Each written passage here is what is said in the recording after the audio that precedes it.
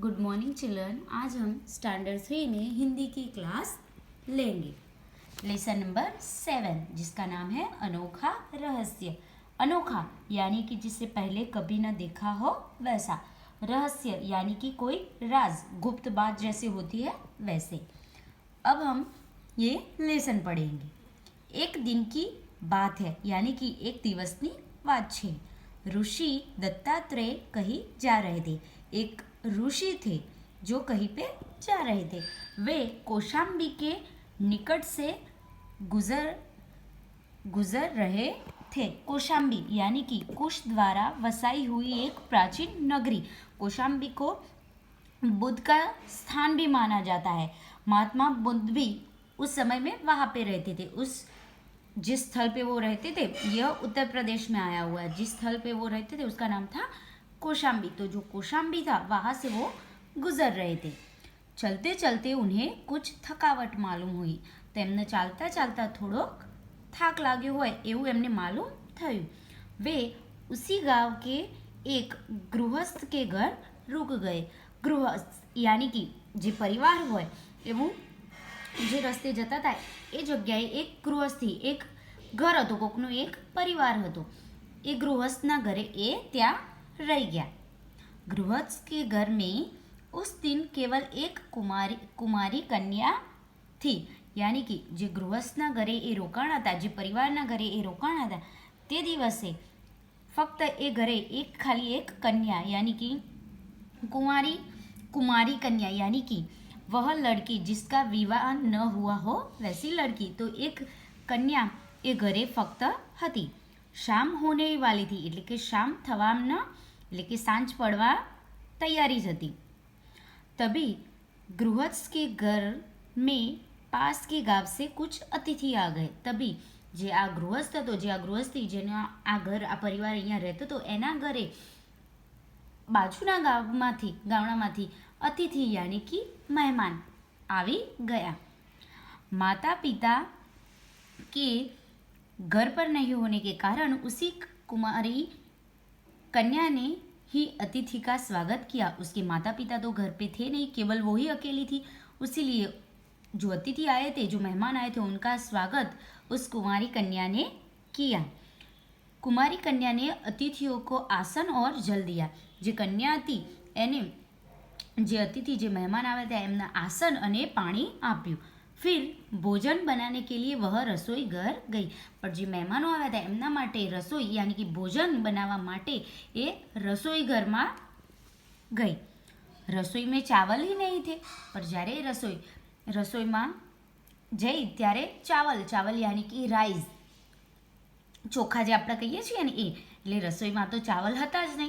अंतः वह एकांत में जाकर धान कूटने लगी।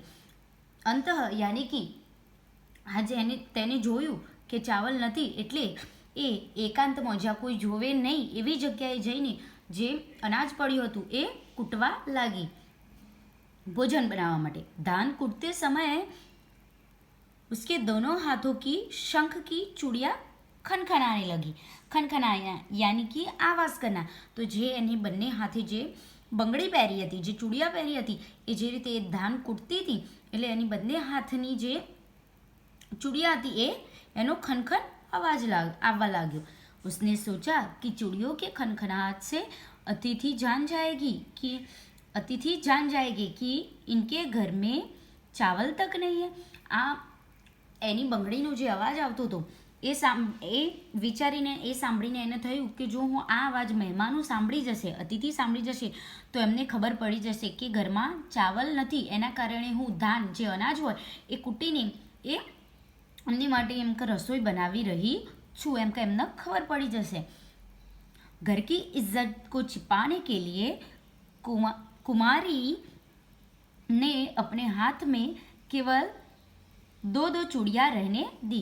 એટલે પોતાના ઘરની એમ કે પહેલાંને ખબર પડી જશે મહેમાનોને કે આના ઘરમાં તો અનાજ બી એટલે કે ચાવલ બી નથી, ખાવા માટે અનાજ બી નથી। તો એમ કે એમને ખબર પડી જશે તો મારા ઘરની એમ કે ઇજ્જત જશે। એના કારણે એને જે પોતાના હાથની ચૂડિયા જે બંગડીઓ હતી એ હાથેથી કાઢી નાખી। એટલે એમ કહું જે અનાજ છે એ અનાજ કૂટીને જે કાઢતી હતી બહાર એ એમ કે એનો અવાજ એમને ખબર ના પડી જાય એટલે બાકી ચૂડીઓ કો એક એક કર ઉતાર ડાલા. બાકી પણ જે ચૂડિયા હતી એ બધી એક એક કરીને એના હાથેથી નીકાળી કાઢી, કેમ કે ચૂડીઓનો અવાજ આવતો હતો માટે. Next page. इतने पर भी चूड़िया आपस में टकराती रही.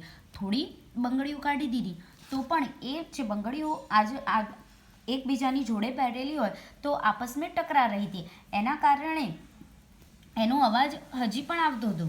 તબ ઉસ કુમારી ને अपनी कलाइयों से एक एक चूड़ी और निकाल दी. ફરીથી એને એક એક બંને હાથેથી એક બંગડી નિકાળી કાઢી. एक ही चूड़ी होने के कारण खनखनाट का स्वर बंद हो गया. तो એક એક જ બંગડી હાથે પહેરેલી રાખી એના કારણે જે બંગડીઓનો ખનખનાટ અવાજ આવતો હતો એ સ્વર એનો અવાજ બંધ થઈ ગયો. ઋષિ દત્તાત્રેય દૂર એક ચબૂતરે પર બેઠે કન્યા કા ક્રિયાકલાપ દેખ રહે થે. જે ઋષિ હતા એ ચબૂતરાની સામે સામે બેઠ્યા હતા.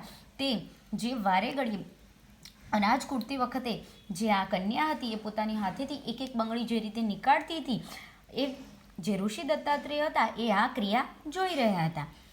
जब वह कुमारी ऋषि के पास भोजन लेकर आई तो उन्होंने पूछा, बेटी तुमने चूड़ियाँ क्यों उतार दी. જ્યારે પછી જે આ કુમારી કન્યા જે ઋષિ દત્તાત્રેય માટે ભોજન લઈને તેમને આપવા આવી ત્યારે ઋષિએ પૂછ્યું, બેટી तुमने चूड़ियाँ क्यों उतार दी. એને કહ્યું કે તે તારા હાથની જે બંગડીઓ છે એ કેમ નીકાળી કાઢી છે. हाथ में सिर्फ एक एक चूड़ी रखने का क्या कारण था. उन्होंने उससे पूछा कि हाथ में एक एक चूड़ी रखने का क्या कारण है. तुमने सारी चूड़ियाँ निकाल दी और हाथ में एक एक चूड़ी ही क्यों निकाली. एक एक चूड़ी ही क्यों रखी है अपने हाथ में पहनी हुई. कुमारी कन्या ने कहा, भगवत इसका कारण मैं आपको बाद में बताऊंगी. उसने कहा कि हे परमात्मा, हे महात्मा, હું તમને આનું કારણ એમ કે પછીથી જણાવીશ. दूसरे दिन जब कन्या कुएं से पानी भरने आई तो ऋषि ने फिर पूछा, अब मुझे चूड़ियाँ खोलने का रहस्य बताओ. ફરીથી બીજા દિવસે જ્યારે પહેલાં પૂછ્યું ઋષિએ તેમને ભોજન આપવા જાય ત્યારે તો તેને ઋષિનો જવાબ ના આપે, પણ જ્યારે બીજા દિવસે એ કૂવા પર જ્યારે પાણી ભરવા ગઈ ત્યારે ઋષિએ ફરીથી એને પૂછ્યું ત્યારે એને ફરીથી ઋષિએ પૂછ્યું કે અબ મુજે ચૂડિયા ખોલને કા રહસ્ય બતાવ. હવે તું મને જે બધી જે બંગડી તે પોતાના હાથેથી કાઢી દીધી હતી અને એક એક જ બંગડી તારા હાથે રાખી હતી એનું રાજ એનું રહસ્ય તું મને બતાવ. આ કઈ એમ કે ગુપ્ત વાત છે તે તું મને કે. कन्या ने कहा, भगवान बहुतों के साथ रहने से झगड़ा अवश्य होता है. तो कन्या ने जवाब दिया, बहुत ही होशियार और समझदार वह कन्या थी तो उसने जवाब दिया कि हे भगवान, हे परमात्मा, हे ऋषि, બધાની સાથે રહેવાથી ઝઘડો થાય છે જ. अगर दो आदमी साथ रहे तो बातचीत ज़रूर होती है.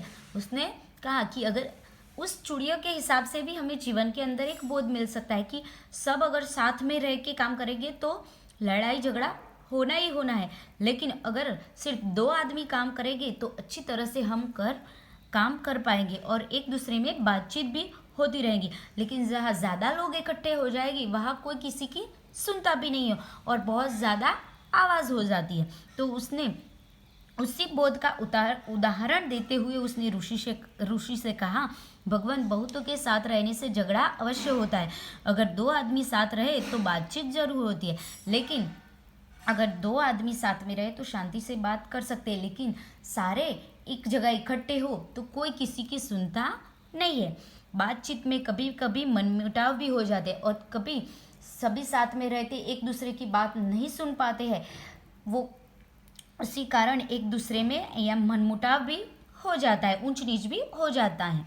मेरी चूड़ियों की खनखनाहट से अतिथि गण जान जाते कि हमारे घर में भोजन के लिए चावल तक नहीं है. उसने कहा कि મારી જે બંગડીઓ હતો એનો જે ખનખનાટ અવાજ આવતો હતો હું જ્યારે ધાન કૂટતી હતી તે વખતે તેના કારણે એમ કે જે અતિથિગણ હતો એ બધી ચૂડીઓ સાથે હતી એના કારણે વધારે અવાજ આવતો હતો. એમ કે એના કારણે જે અતિથિ જે મહેમાનો હતા એમને ખબર પડી જાત કે મારી ઘરમાં ભોજન નથી, તો अपने घर की इज्जत बचाने के लिए मैंने चूड़ियाँ उतार दी. એટલે મારા ઘરની ઇજ્જત બચાવવા માટે મેં એ બંગડીઓ મારા હાથેથી ઉતારી દીધી. हाथों में केवल एक एक चूड़ी रहने से खनखनाट का स्वर बंद हो गया और मैं निर्भरतापूर्वक अपना काम करતી રહી. એટલે જે મારી ચૂડીઓમાંથી બધી ચૂડીઓ મેં નીકાળી નાખી હાથેથી અને એક એક ચૂડી મારા હાથે રહેવા દીધી. એના કારણે જે સ્વર, જે અવાજ આવતો હતો એનો ખનખનાટ એ બંધ થઈ ગયું. અને નિર્ભરતાપૂર્વક યાની કે કોઈ પણ ડર વગર કે મહેમાનો જાણી જશે એવા કોઈ પણ ડર વગર, बिना किसी डर के उनका हूँ मारू काम करती रही. ऋषि कन्या की बुद्धिमानी भरी बातें सुनकर मन ही मन उसकी प्रशंसा करने लगे.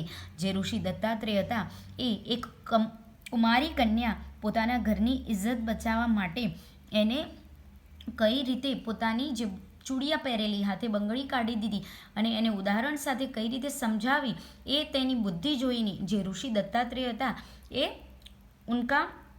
उनकी मन में उनकी प्रशंसा करने लगे और वो इसकी ये बात सुनकर बहुत ही खुश हो गए. यानी कि इसी लेसन से हमें यह सीख मिलती है कि अगर सभी लोग एक जगह पर इकट्ठे होंगे और सभी लोग अपनी बात रखने की सोचेंगे तो उससे वो कार्य कभी भी होता नहीं है. वो एक कहेगा मेरी सुनो, दूसरा कहेगा मेरी सुनो, तीसरा कहेगा मेरी सुनो, तो उससे कुछ काम होता नहीं है. लेकिन अगर दो लोग साथ में होते हैं तो वो एक दूसरे से बातचीत भी कर सकते हैं और उनका काम भी हो सकता है.